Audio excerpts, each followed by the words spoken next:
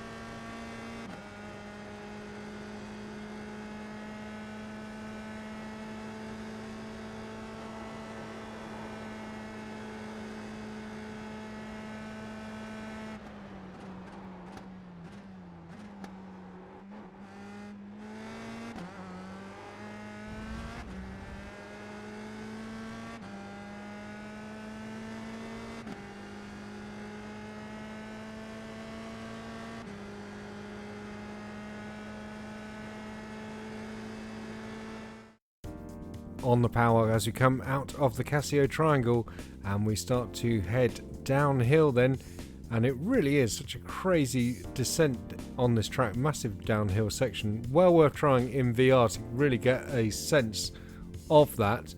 Now as you're coming down here, you're looking for that blue cone on the right hand side. There it is, it signifies the pit exit, and just as you get to that you start turning across the track and then start coming off the power, gentle braking for turn 1 down to 5th gear.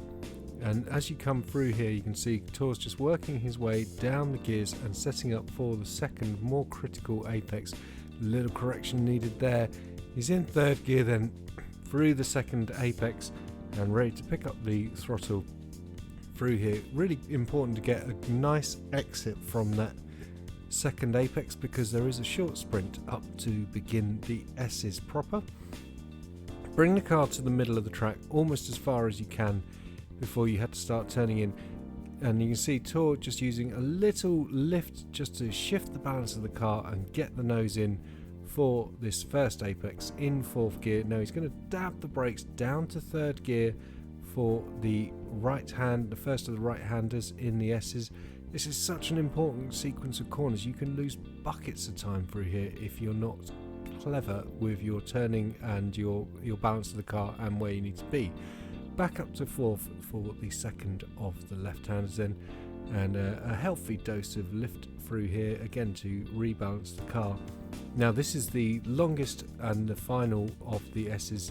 Again, a trail braking to rotate the car down to 3rd gear, and you want to pick up the power as early as you possibly can, but don't pick it up too early or you're going to wash out into that gravel trap on the left hand side. Now we're going to go through Dunlop Curve, which is absolutely flat. in this car. Nothing to worry about, just make sure you turn in at the correct moment. Once you come out through Dunlop, then we're heading up to Degner 1. You can see the marker boards on the fence, and you want the 50-meter board. There it is on the brakes, down 1 gear into 4th. It's a very, very fast corner, but really important not to run wide on the exit, and you can use that exit curb there. Now we're heading down to Degner 2, because why have one Degner when you can have more? And this one is Tor's taking it in 2nd gear. It is faster than you think though, this 2nd Degner, but it is the place where a lot of people have accidents, so you do need to have your wits about you down here. Don't run onto the full green Astro there, or you will get a off track, but there's plenty of curbing to use under the bridge there.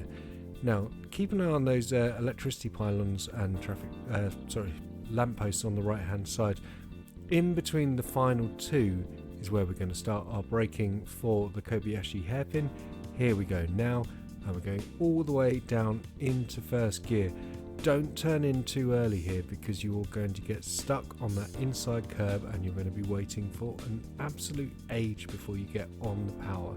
So it's very important, especially with this long run out of here up to Spoon, that you get a nice run through the hairpin, otherwise you're going to be under all sorts of pressure as we blast up the track on our way to Spoon.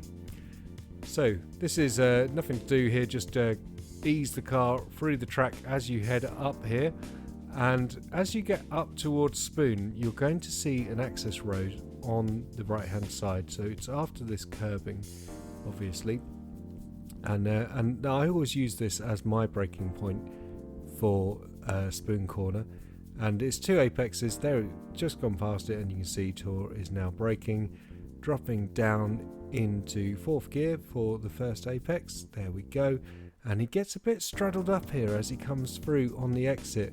I don't know if it's cost him a little bit of time. You can see he's really committed to the exit of the corner, but it's scraping along the bottom of the car, coasting in between into the final apex here, down to 3rd gear, and then picking up the power nicely.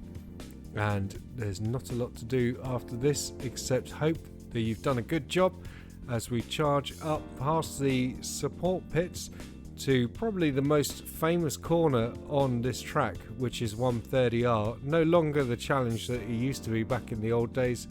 It has been opened out a bit, so there we go, straight through there. And now we're heading up to the Casio Triangle, the final corner on the track where Senna and Prost had their famous incident in 1989. There we go, we're braking there. Before you get to the bridge then, if you brake after the bridge, you're too late. Going all the way down to 1st gear through here, and you can clip the curbs here. Don't do it too much though, or you will spin the car very, very easily. And you can see Tor just using a bit of throttle all the way through the final apex, but not full throttle. And then once you get through it, on the power, and taking us back onto the main straight and down the hill for a 202.38.